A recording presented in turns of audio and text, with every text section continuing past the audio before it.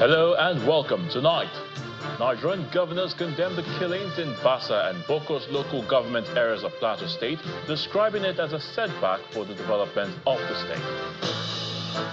Amid calls from opposition members for the president's return to address the killings in Benue and Plateau, the presidency says that President Bola Tinubu will return to the country after the Easter holidays. 3 months after his arrest over robbery charges, Magistrate Court frees Quadri Alabi, the teenager who hugged the headlines when he stood in front of the convoy of the Labour Party presidential candidate in 2023. And at least 6 persons are hospitalized after a shooting at Florida State University.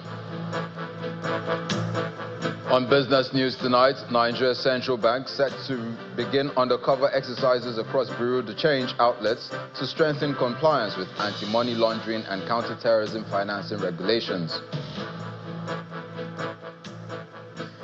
On sports, Flying Eagles head coach Aliu Zubairu unveils a squad of 18 home-based and 6 foreign-based professionals for this year's Africa Under-20 Cup of Nations. And from the nation's capital, Inspector General of Police Kayode Egbetokun calls for the decentralization of the police force to allow states operate with clearly defined roles and oversight mechanisms.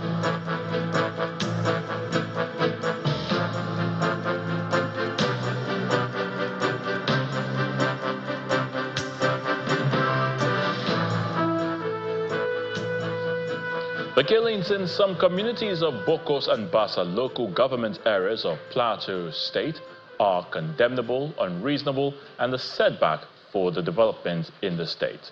Now, this is the position of the Nigeria Governors Forum during the condolence visit to commiserate and condole with the government and the people of Plateau State. A chairman of the forum and governor of Kwara State, Abdurrahman Abdurazak, is also urging leaders at all levels, including youth leaders, to shun violence and embrace peace, as well as cooperate with the governor in finding solutions to the incessant attacks.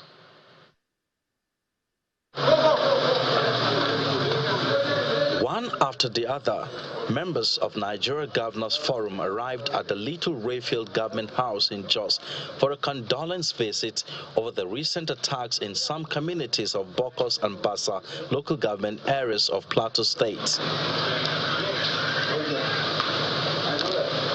The team, led by its chairman and governor of Kwara State, Abdurrahman Abdurazak, include the governor of Borno State, Babagana Zulum, his Oyo State counterpart, Sheyi Makinde, the governor of Benue State, Reverend Father Ayasinth Alia, and the governor of Bauchi State, Bala Mohammed, including the deputy governor of Nasarawa State, Emmanuel Akabi. In his condolence message, the chairman of the forum places emphasis on the importance of peaceful coexistence among citizens, which he describes as a catalyst for development. We call on leaders and influencers across all communities and sectors in the state to join His Excellency in the task of uniting the people and restoring sustainable peace. We urge you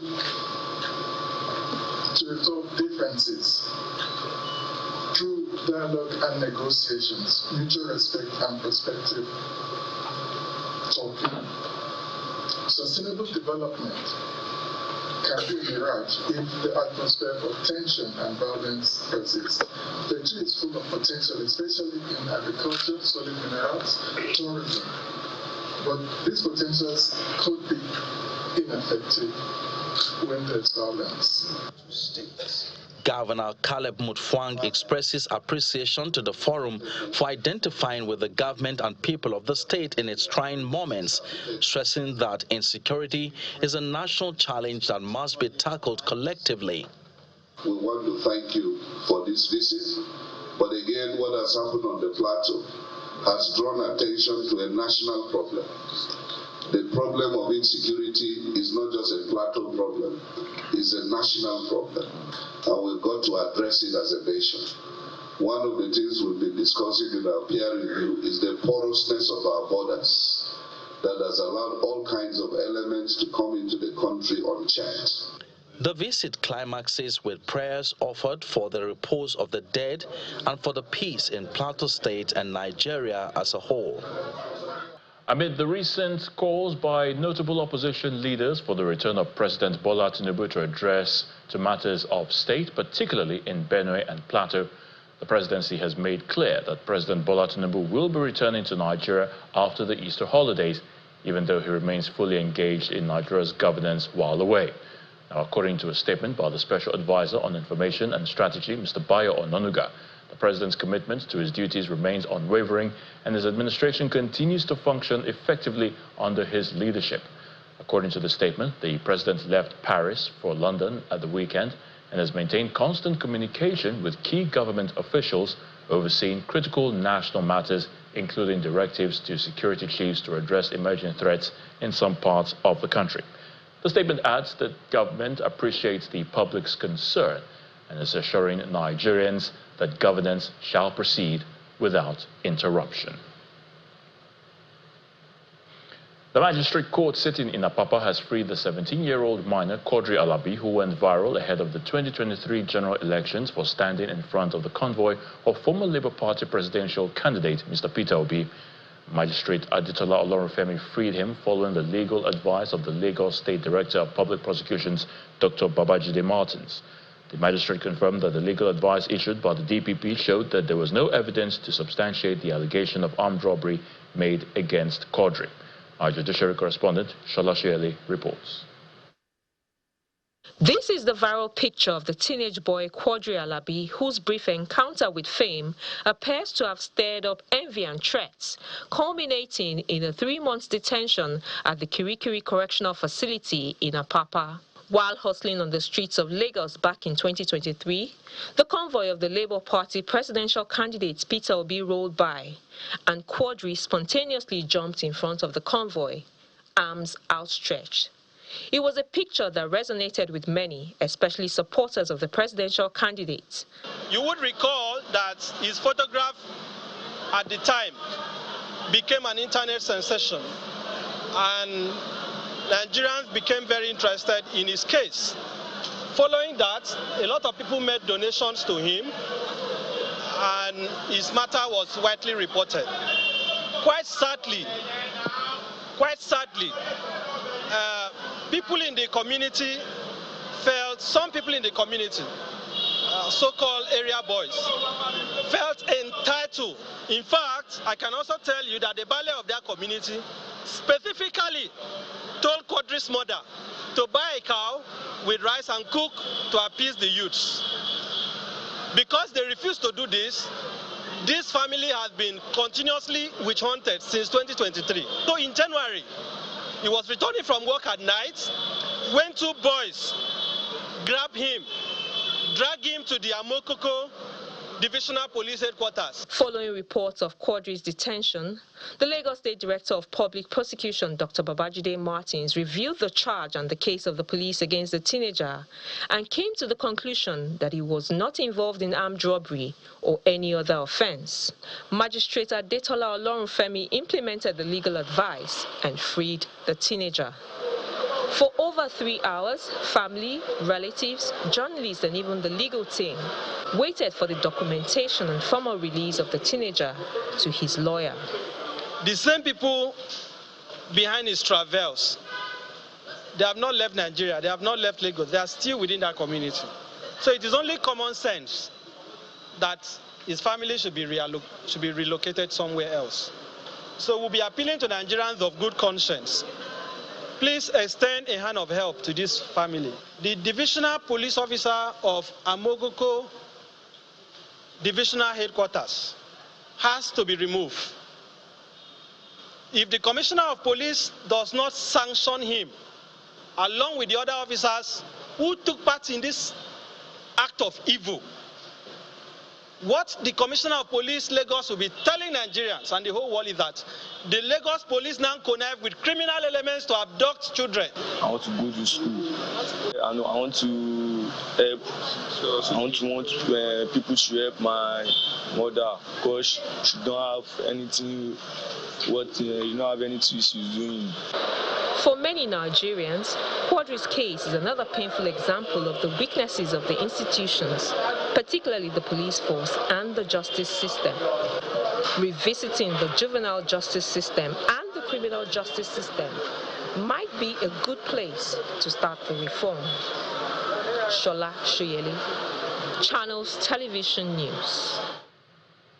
Minister of Power, Mr. Adebayo Adelabu, says as at March the 2nd of this year, Nigeria reached a capacity of 6,003 megawatts and a daily maximum energy output of 128,370.75 megawatt hours, crossing the band and peak generation of 5,801 megawatts, a feat never recorded in the country's power sector. Now, speaking at the 6th edition of the 2025 ministerial briefing, Mr. Adelabu, who spoke extensively on the situation of the power sector, also announced that before the end of this year, 2 trillion naira will be paid to generation companies to help address the issue of government-owed debts. After a month's break, the federal government's ministerial briefing, organized by the Ministry of Information and National Orientation, resumes. And this time, in its 6th edition, is the turn of the Minister of Power, Mr. Adebayo Adelabu. The Minister of Information and National Orientation lifts the curtain on the day's proceedings, reaffirming the federal government's commitment to modernize Nigeria's media and broadcasting landscape. Let me use this opportunity to reiterate to our friends and colleagues in the first estate of the Rim our commitment to modern and thriving media industry in Nigeria. I met with the executives of United Nations Educational, Scientific and Cultural Organization, UNESCO, to further fine-tune the imminent takeoff of the first of its kind Media and Information Literacy Institute that Nigeria will be hosting here in Abuja. This, of course, is the second. Taking the podium, the Minister of Power highlights some achievements of the ministry, particularly on power generation revenue, the national grid, and the significance of the unbundling of the Transmission Company of Nigeria. To the tariff review that was implemented in 2024, the revenue grew from 1 trillion 2023 to 1.7 trillion, which is 700 billion increase. And this is the result from the cost-reflective tariff adjustment for Band A customers. TCN is just one. So now we have separated it.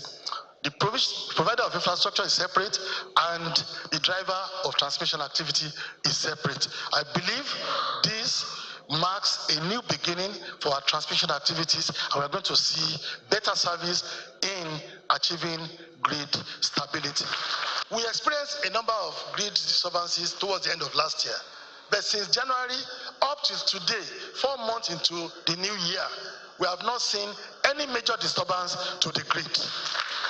And I can assure you, we'll do everything possible to maintain and sustain the current scenario. We have all said that what Nigeria needs today is a regional or regionalization of the national grid, so that if there's a problem in one part of the country, it will not affect other parts.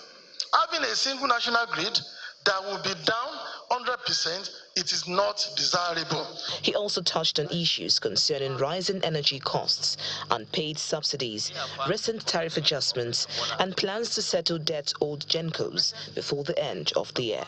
While we are also discussing with the generating companies to give them some guaranteed debt instruments, like a promissory notes, which we will give to them to pay down or defray some of these debts. And I can tell you that between now and the end of the year, we are going to pay close to 2 trillion out of this 4 trillion. We still have to look at this tariff. Fine, there could be issues about not meeting service covenants in some area. NAC is fully on top of that. And if they discover that any distribution company is collecting tariff on Band A and they are not supplying up to 20 hours, there are penalties. Band Bs, a lot of them enjoy 18 hours of light, but they are paying 65 naira. Band As are paying 209. Look at that gap. So everybody is calling that we should align the tariff, not an upward increase, but let's align it with the level of service being enjoyed. As the administration of President Bola Tinubu approaches its second year, more ministers are to use this media engagement series to brief Nigerians on their scorecards. From Abuja, Victoria Longchan, Channels Television News. In part 2, after the break, Inspector General of Police Kayode Egbetukun calls for the decentralization of the police force to allow states operate with clearly defined roles and oversight mechanisms. Please stay with us. Welcome back. If you've just joined us, you're watching the news at 10 on Channels Television, broadcasting live from Lagos. A reminder of our top stories. Nigeria Governors Forum condemned the killings in Bassa and Bokos local government areas of Plateau State, describing it as a setback for the development of the state. Amid calls from opposition members for the president's return to address the killings in Benue and Plateau, the presidency says that President Bola Tinubu will return to the country after the Easter holidays. 3 months after his arrest over robbery charges, Magistrate Court frees Quadri Alabi, the teenager who hugged the headlines when he stood in front of the convoy of the Labour Party presidential candidate in 2023. And at least 6 persons are hospitalized after a shooting at Florida State University in the U.S.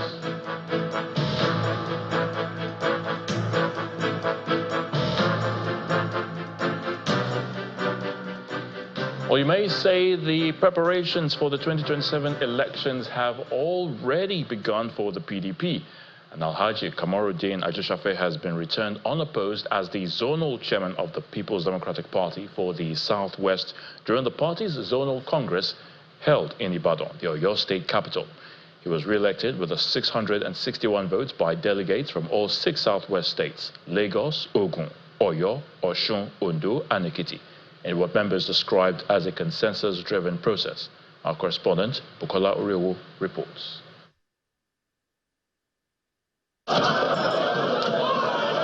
Days after the PDP Governors Forum held a meeting in Ibadan, the Oyo State capital, the southwest arm of the party has converged again. This time, it's to elect zonal executives to coordinate the party's affairs as efforts to unify the fold intensifies. Governor Seyi Makinde, who hosted the event, expresses confidence that the party's national convention will tow the path of peace. I'm about to witness a rancor-free elective Congress. All the people that are supposed to be here, they are here. INEC is there observing what we're doing. Security people, they are here. This is democracy at its peak.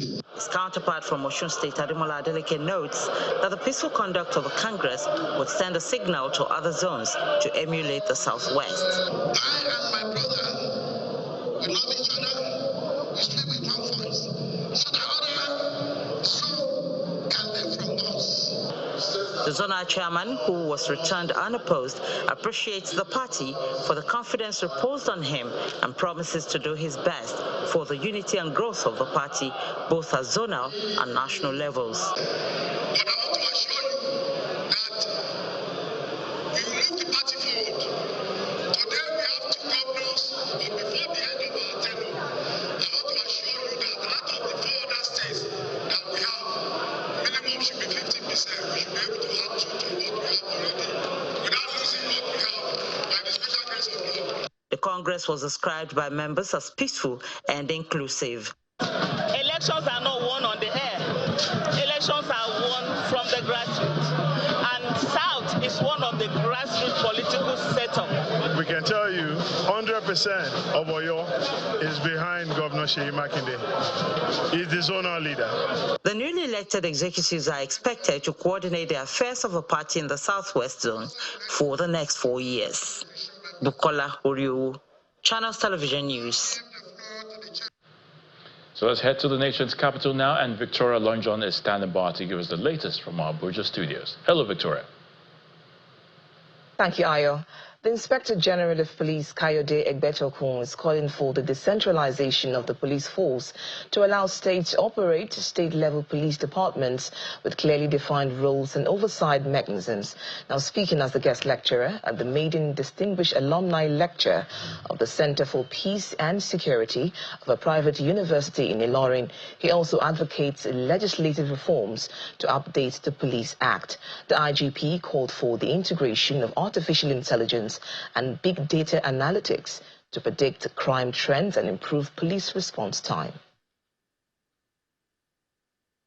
Today marks the birth of a bold new chapter in the evolution of the Nigerian police force.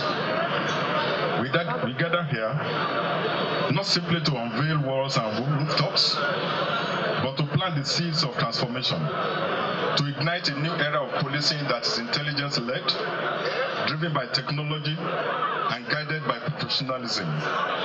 This institution is a response to the urgent call for reform, a deliberate stride towards a modern, proactive, and agile police force, capable of confronting the complex security challenges of our time. The Nigerian Police Intelligence School will serve as a training ground for minds, where officers will undergo intensive intellectual and field-based development in the art of science of intelligence. It will sharpen our analytical edge, equip our personnel with sophisticated tools and methodologies, and empower them to anticipate threats, disrupt crime, and uphold the rule of law with precision and professionalism.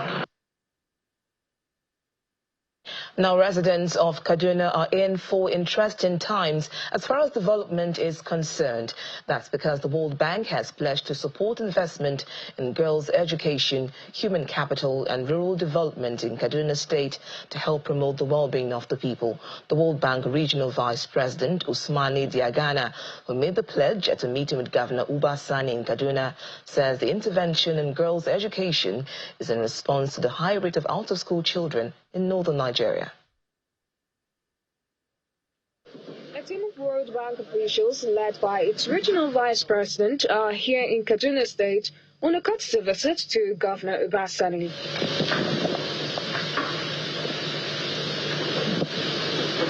The visit is to brief the governor on the current World Bank-assisted projects and upcoming opportunities, in addition to assessing the performance of global financial institution projects in Kaduna State. Some of the ongoing and upcoming World Bank-assisted projects in Kaduna State are the Adolescent Girls Education Empowerment and Learning (AGILE), Sustainable Power and Irrigation in Nigeria (SPIN), and the Resilient and Accessible Microfinance Project (RAM).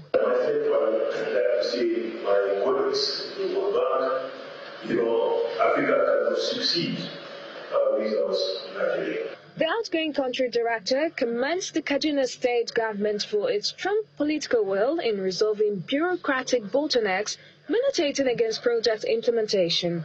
He pledges to support Kaduna State to host the proposed Northwest Human Capital Development Conference.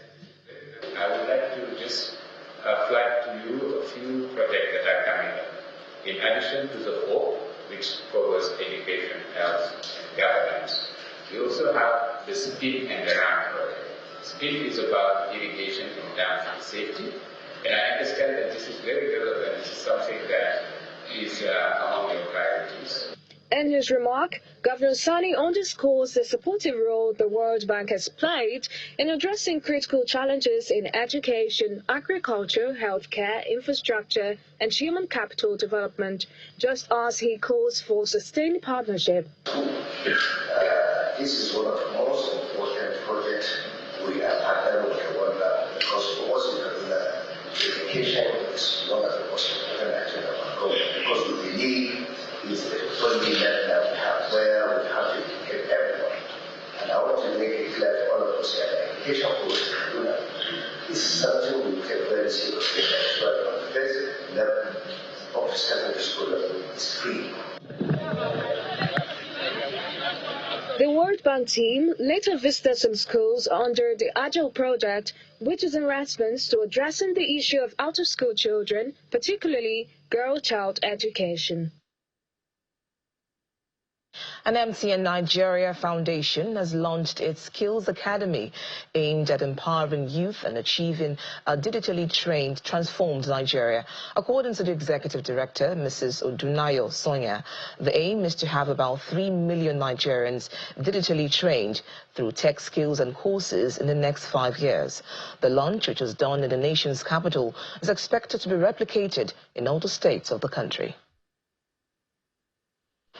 MTN Nigeria Foundation prides itself as a corporate investment telecommunication company that has contributed to the economic empowerment, health, and education of youth in the last 20 years. Time to learn and master digital skills. The foundation has decided to take it a notch higher by launching a Skills Academy website and platform for those who want to acquire more digital skills.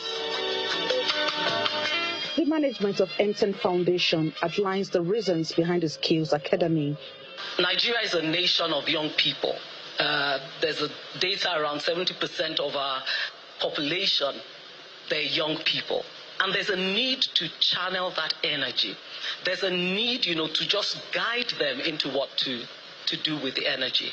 And so that's the thought process behind the Digital Skills Academy. We remain determined more than ever to take the reins and play our part in achieving a digitally transformed nation. The Minister of Communications and Digital Economy is optimistic that trainees of the Academy will go on to become business owners. The MTN Skills Academy will not only raise digital literacy, but also broaden the possibilities for youth in Nigeria. Whether is the opportunity that it will give to these young people to launch their technology careers, or perhaps in some cases, those that will benefit from being able to start their own technology businesses. Experts in the telecommunications sector also share their thoughts on a vibrant economy. Learning is rigorous, but we believe that at the end of the day, people can truly be certified as cloud, in cloud computing, in data analysis, cloud engineering, and there are about 23 certifications, that you can get from there. So for us, it's our own little way of contributing to moving our nation forward. And we believe that, every young Nigerian should please get on the platform and begin to learn. To many here, the MTN Foundation Skills Academy is a viable contribution to Nigeria's digital agenda as it provides access to over 20 certificate courses. Emanuela Ekele, Channels Television News. Now, still ahead on the news at 10, Nigeria's central bank to begin undercover exercises across bureau de change outlets to strengthen compliance with anti-money laundering and counter-terrorism financing regulations. That's some business news to join us again. Welcome back to the news at 10. Eco Hotels and Suites appear set to provide some extraordinary experience and exciting moment for revelers and theatre lovers this Easter with the presentation of Jewel, a futuristic musical theatre.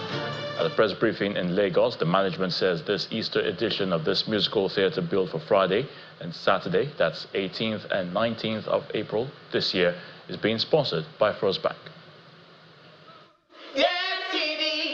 We stand with you, solid as a rock. If you need our help, just whisper our names. We'll be there in the flash. This is just a snippet of what to expect this Easter weekend from The Jewel, our futuristic musical theatre, courtesy Eco Hotels and Suites. And the management is here to brief the media on what the plans are for those looking for something extra this Easter weekend. We have two types of seating for this event. There's a 30,000 stall seat, and there's a 50,000 orchestra seat. And it is open to everybody and anyone who loves and appreciates the good work that art brings to you. It's very therapeutic, and there's no value to how much money you pay to sit down for 2 hours and watch a brilliant show that people have rehearsed and struggle to make sure it looks excellent for you to see for the last 6 months. For Eco Hotels, this initiative is about deepening the theatre culture in Nigeria. In my city in Athens, there are more than 200 theaters in a city of 5 million people.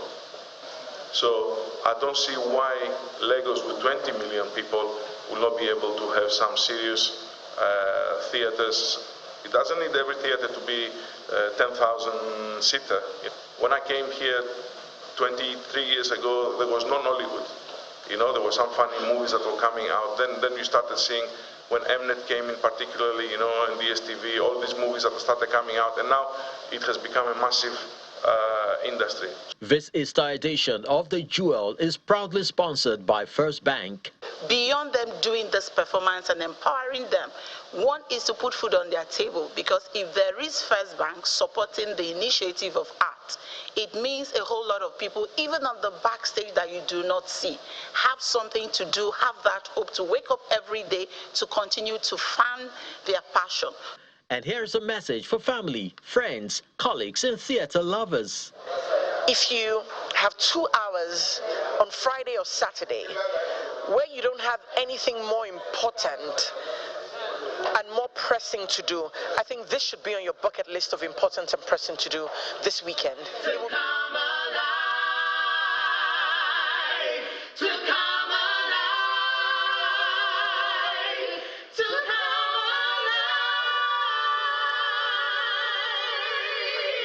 So, if Broadway excellence is the goal, The Jewel may just be the definition.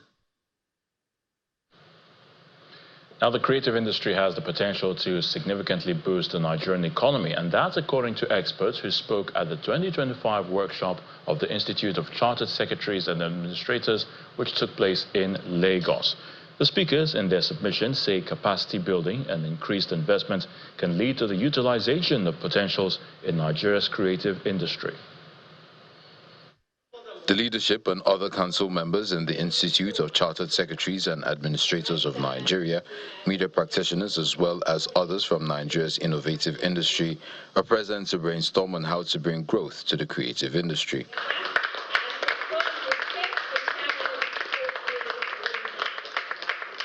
With the theme, Driving the Sustainable Development of Nigeria Creative and Media Industries, President and Chairman in Council of Institute of Chartered Secretaries and Administrators of Nigeria, Fumi Kundayo, in her welcome address, informs the gathering why this important workshop was put together. We, ICSAN, as an institute, believe that we have the obligation to encourage the expansion of the frontiers of knowledge in the creative and media sector, among other sectors, to maximize the potential of our talented youths and young people in order to channel their creative energy into national productivity pool. Hence, the organization of this very unique workshop. Chairman of the occasion and Chairman Channels Media Group, Dr. John Momo, in his contribution, calls on all stakeholders to contribute towards making Nigeria's creative industry a national asset. We must equip our youth not only with skills in storytelling, production or design, but also with data literacy, marketing savvy, entrepreneurial thinking, and ethical grounding. Public-private partnerships must prioritize creative education from primary schools to technical hubs and innovation incubators. Let us make creativity a national asset and not just a passion pursued in isolation. This capacity building program is geared towards diagnosing and charting better ways forward for the creative industry, as well as the infusion of corporate governance across board. Chairman and Creative Sectorial Group of ICSAN, Wahid Olagunji, appreciates submissions given and speaks on the next step. The recommendations from these retreats, workshop or conference will be made available to the major drivers of economic development in the country, i.e. the government, the private sector, the international development partners, as well as community-based organizations. Creative entrepreneur Atun Yota Akpobome, popularly known as Alibaba, believes the industry can be made to be more productive as it currently employs more Nigerians after agriculture. You need to begin to totally crystallize the values of the sector to help you accept that the sector is important, especially when they say that Agriculture is the largest employer of labor. The second largest employer of labor is the creative industry. Nigeria's creative industries have immense possibilities for cultural preservation and job creation, particularly in arts, film, music and fashion. And by harnessing of these potentials, the country can diversify its economy beyond oil and increase its gross domestic product. Thank you so much. Guala Closures, a leading manufacturer of closures for the beverage and edible oil industries, has expanded its operations to West Africa with the opening of a new greenfield manufacturing plant in the Lagos Free Zone. This expansion marks a significant milestone in the company's growth strategy, reaffirming its commitment to the African market and strengthening its presence in one of the continent's most vibrant economies. Strategically situated within the Lagos Free Zone, on approximately 5,000 square meters, the new Guala Closures plant was completed in just 22 weeks. Guests are greeted with cultural performances at the plant inauguration ceremony, which is attended by the Consul General of Italy in Lagos, Mr. Ugo Boni, the CEO of Lagos Free Zone, Mrs. Adesua Ladoja, the CEO of Guala Closures, Mr. Andrea Lodetti, and other executives. But this is the beauty of what Lagos Free Zone is doing in Nigeria. We are bringing new innovations into the country. The event continues with brief remarks, followed by a ribbon-cutting ceremony and the unveiling of a commemorative plaque.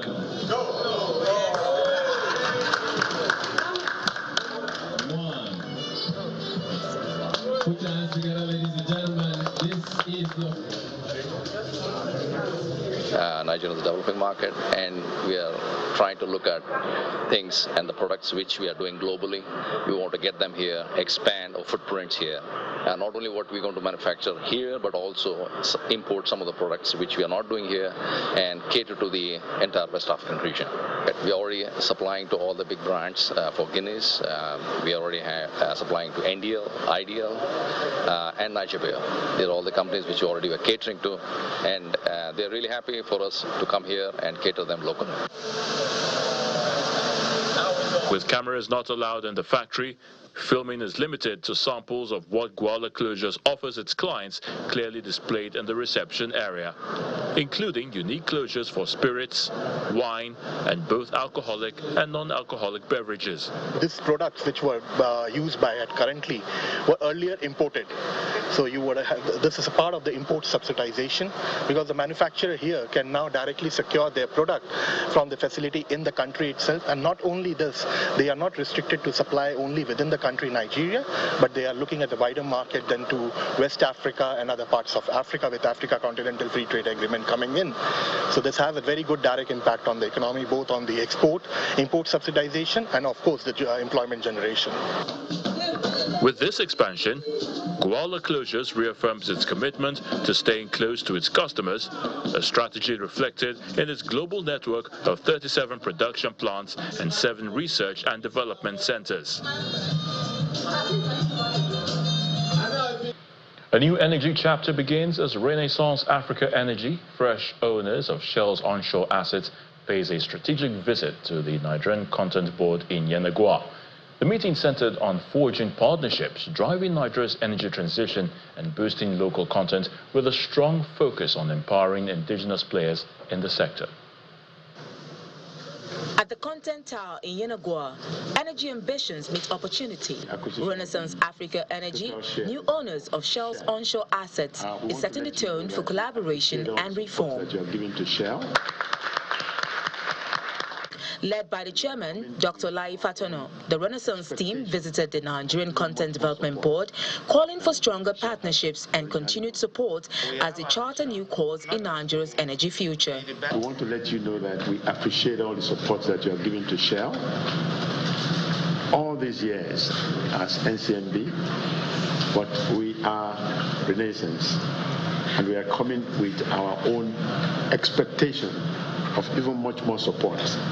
than Shell had originally gotten. Renaissance Africa's energy isn't just thinking local, it's aiming global. During the visit, Managing Director and CEO Engineer Tony Atta unveiled a bold vision to position Africa as a key player on the global energy map, signaling big ambitions for the continent's energy future. We have ambition not just to be the best in Nigeria, but to represent Nigerian content across Africa. So everything we take from you, we want to be able to replicate and showcase Nigeria through your help and through your vision. But our vision is to be the African leader in energy, but most importantly, to enable energy security. Executive Secretary Engineer Felix Omachola Ogbe praises Renaissance Africa's ambitious vision and pledges the board's full support as the company steps into its new role in Nigeria's energy landscape. Our president, what he expects from us is NCDMB to provide enabling environment for all the IOCs, and you're one of the IOCs. So we have to, as a Nigerian company, fully Nigerian company, we have to provide you double enabling environment. A partnership sealed with symbolism and promise. The meeting is wrapped up with a symbolic exchange of gifts, a gesture both sides say marks the start of a dynamic collaboration set to shape the future of Nigeria's oil and gas sector. Time now for some business news with Dominic Iwiwu.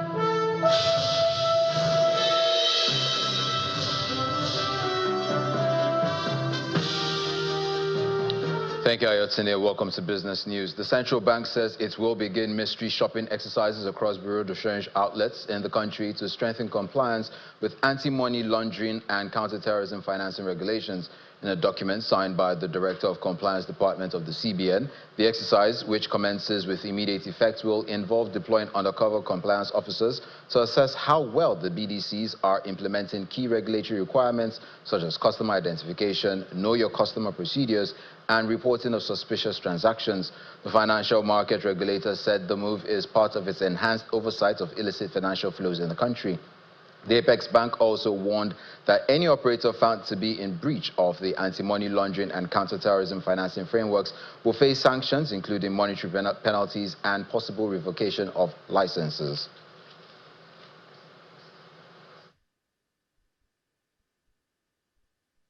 It's a bounce back for the domestic stock market as it closes for the Easter break. Will Ibong has details of the day's trading activities.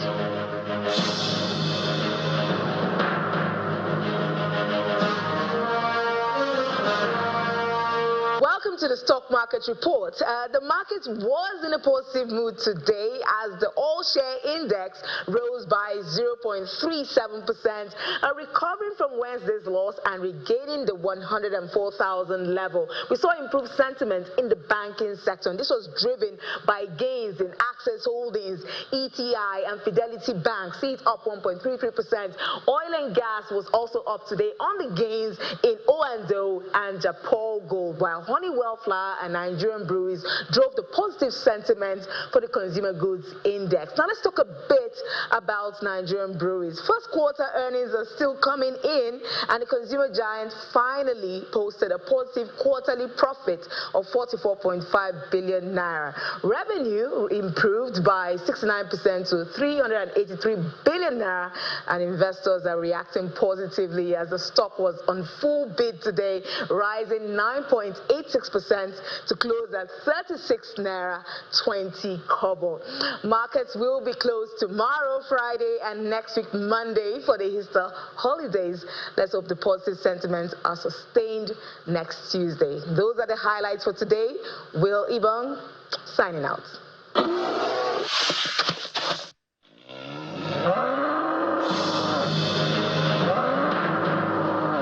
It's back to Ayotunde for the rest of the news at 10. Thank you, Dominic. 2 people have been killed and 6 injured after a shooting at Florida State University Student Union building in Tallahassee, and a suspect taken into custody. Let's head to our London studios now with Simon Pusey in Around the World in 5. Good evening and welcome to the channel's studios here in London with your international news around the world in 5. Donald Trump's special envoy, Steve Witkoff, and top diplomat Marco Rubio have held talks with European counterparts in Paris, discussing efforts to end the war in Ukraine. Ukraine's foreign minister and defense minister arrived in the French capital earlier to take part in the discussions. The talks, which UK Foreign Secretary David Lammy also attended, form the highest level of transatlantic engagement about the war since February. European diplomats are thought to have urged the US to put pressure on Russia to agree an unconditional ceasefire. A man who officials have acknowledged was wrongly deported to a prison in El Salvador will never live in the US again. That's according to the White House. Salvadorian national Kilmar Abrego Garcia was deported to Central America from Maryland after he was accused of being a member of the banned MS-13 gang, which his lawyer denied. A judge has ordered President Donald Trump's administration to secure his return to the US, but El Salvador President Nayib Bukele said earlier this week that he did not have the power to do so. First of all, President Bukele said that he is not going to smuggle a foreign terrorist back into the United States of America, as many in this room in the Democrat Party seemingly want him to do. Abrego Garcia was a foreign terrorist. He is an MS-13 gang member. He was engaged in human trafficking. He illegally came into our country. And so deporting him back to El Salvador was always going to be the end result. There is never going to be a world in which this is an individual who's going to live a peaceful life in Maryland, because he is a foreign terrorist and an MS-13 gang member. A former top Russian general has been jailed for 7 years after being accused of taking bribes. Lieutenant General Vadim Shamarin was arrested last year during a crackdown on corruption in the defense ministry launched by the Kremlin, and was accused of taking a particularly large bribe from a telecommunications company. Russia's investigative committee said he took bribes worth 36 million rubles, or £331,000 between 2019 and 2023. Colombia has declared a nationwide health emergency after at least 34 people died of yellow fever. Yellow fever is caused by a virus transmitted to humans by infected mosquitoes. It can be prevented by a vaccine, which in most cases provides lifelong protection. The government has urged people to get vaccinated ahead of the Easter weekend, where the mosquitoes that spread the disease are more prevalent. Firefest 2 or Deja Vu? The scheduled dates and location of Fire Festival 2 have been thrown into doubt. The reboot of the 2017 Fire Festival, which made international headlines, sparked a hit Netflix documentary, and resulted in organizer Billy McFarland going to jail for fraud, was due to take place in Mexico from the 30th of May to the 2nd of June. McFarland's second attempt to stage the event was announced not long after he was released from prison, with ticket prices ranging from $1,400 to $1.1 million.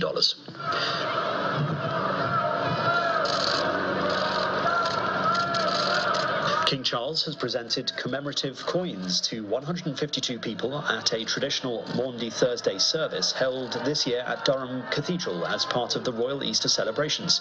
The King gave out the specially minted coins to 76 men and 76 women, the same number as his age, to thank them for service to their local community and charity. The service took place after the King issued an Easter message of trying to build bridges between different faiths and recognizing the efforts of those who provide humanitarian aid in wars and disasters. And millions of people have tuned in to a round-the-clock live stream of elk on the move in northern Sweden.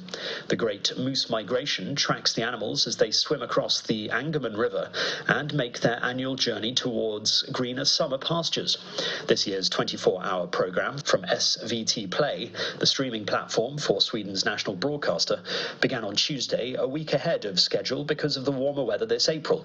The broadcast has become a slow TV phenomenon, cultivating a loyal fan base since its inception in 2019. And that's your international news around the world in 5. Now back to the channel's studios in Lagos.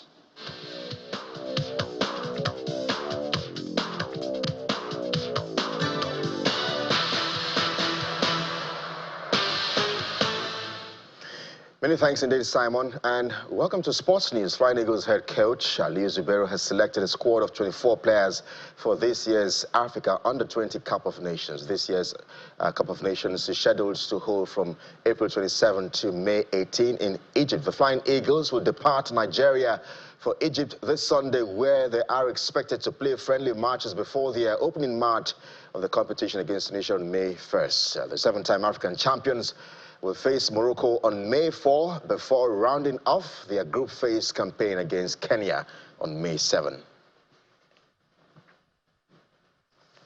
Well, to club football now, where Liverpool captain Virgil van Dijk has signed a new 2-year contract with the club. Van Dijk's previous contract had been set to expire at the end of the season, but the Dutchman has joined forward Mohamed Salah, who signed a 2-year extension last week and committing his future to the club. The 33-year-old, who has made 314 appearances for Liverpool, was named captain in 2023 following Jordan Henderson's departure from the club.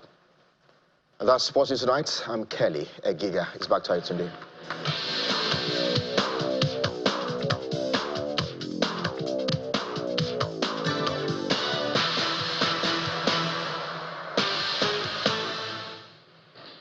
And the main news again. The Nigerian Governors Forum today condemned the killings in Bassa and Bokos local government areas of Plateau, describing it as a setback for the development of the state. The governors gave their position during a condolence visit to the government and people of Plateau State. Amid calls by opposition members for the president's return to address the killings in Benue and Plateau, the presidency has announced that President Bola Tinubu will return to the country after the Easter holidays, maintaining that he remains engaged with governance in the country. And 3 months after his arrest over robbery charges, a magistrate court today freed Quadri Alabi, the teenager who hugged the headlines when he stood in front of the convoy of the Labour Party presidential candidate in 2023.